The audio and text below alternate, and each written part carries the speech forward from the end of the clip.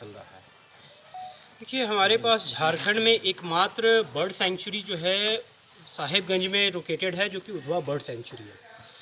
इसको डेवलप करने का प्रयास छिटपुट रूप से चलता रहा था। पहले तो ये हजारीबाग से मैनेज होता था, तो काफ़ी डिलापिडेटेड स्ट्रक्चर में उसके अवस्था में था।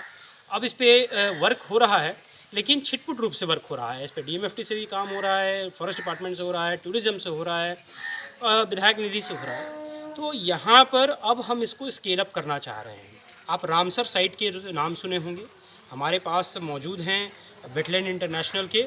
और ये वेटलैंड इंटरनेशनल जो है रामसर साइट में भेजने से पहले भारत सरकार द्वारा एक और संस्था को चयनित किया गया है स्क्रूटनाइज़ करने के लिए। वो है वेटलैंड इंटरनेशनल, जो कि प्रपोजल को एक स्क्रूटनाइज़ करती है। बहुत बड़ा रोल है। हम इनके साथ मिल कर के इसको डेवलप करना चाह रहे हैं और इसको रामसर साइट, जो कि इंटरनेशनल रिकॉग्निशन की वो वेटलैंड के रिकॉग्निशन होते हैं, तो हम इसको इंटरनेशनल रिकॉग्निशन दिलाना चाह रहे हैं। और इसको उस दिशा में कैसे इसको हम लोग डेवलप करें, इसी चीज़ पे चर्चा के लिए आज हम एकत्रित हुए हैं। इसके बाद हम लोग इसको एक इंटीग्रेटेड रूप में, समेकित रूप में कैसे डेवलप करें, ताकि यहाँ पे पक्षियों का बसेरा बढ़े। यहाँ जो पार्क है वो हमारा और बायोडाइवर्सिटी के रूप में, वन्य जीवों के रूप में और उभरे। लोगों को हम कैसे जोड़ें, टूरिज़्म कैसे बढ़े, एक समेकित रूप से इसका एक बनेगा प्लान।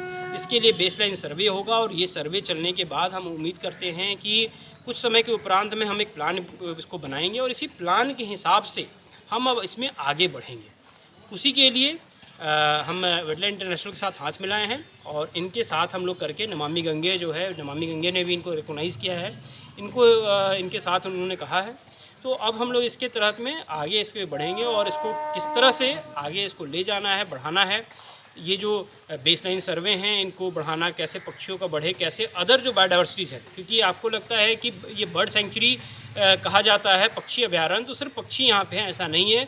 मछलियाँ भी यहाँ पे 35 तरह की हैं, हमारे पास वेजिटेशंस है 76 तरह का, रेप्टाइल्स हैं जो है वो 21-22 तरह के हैं, टर्टल्स हैं जो कछुए जिसको कहते हैं। तो इन सब को कैसे बढ़ाना है, लोगों को कैसे यहाँ पे ज़्यादा से ज़्यादा टूरिज़्म लाना है, और जब लोग आएँ तो इनको कैसे यहाँ पे रोकना है। जब जहाँ जितना ज़्यादा रुकेंगे उतना ज़्यादा यहाँ के लोकल इकोनॉमी में पैसे खर्च करेंगे। तो इसी के लिए हम लोग इसको इंटरनेशनल रिकॉग्निशन भी दिलाना है कि रामसर साइट में झारखंड का पहला साइट हमारा उधवा हो। इसी के लिए हम लोग आज एक तैयारी के रूप में यहाँ बैठे हैं, ताकि एक हमारा समेकित प्लान जो है, मैनेजमेंट प्लान, वो बने।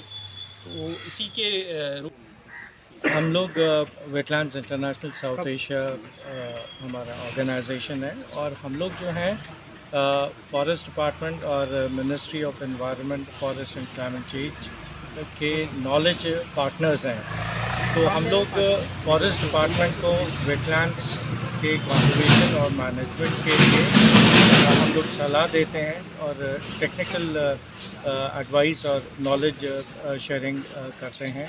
इसमें हम लोग फॉरेस्ट डिपार्टमेंट की ट्रेनिंग और कैपेसिटी बिल्डिंग भी करते हैं। उधवा मैं पहली बार आया हूँ और ये वेटलैंड वाकई में इस वेटलैंड को मैनेज और कंजर्व करने के लिए बहुत ही अच्छा पोटेंशियल है। यहाँ पे जो लेसर एडजस्टेंट स्टॉक है वो एक बहुत ही विलुप्त होती हुई प्रजाति है, जिसको यहाँ पर ही संरक्षित किया जा सकता है। ये इसलिए इस उधवा लेक बर्ड सेंचुरी के लिए एक इंटीग्रेटेड मैनेजमेंट प्लान की बहुत आवश्यकता है। और ये जो प्लान जो ये तैयार होगा, ये NPCA गाइडलाइंस और wetlands conservation and management rules जो हैं उसके अंतर्गत ये तैयार करवाया जाएगा और फिर इसी के हिसाब से जो है मॉनिटरिंग और इम्प्लीमेंटेशन होगा। टीम में कितने लोग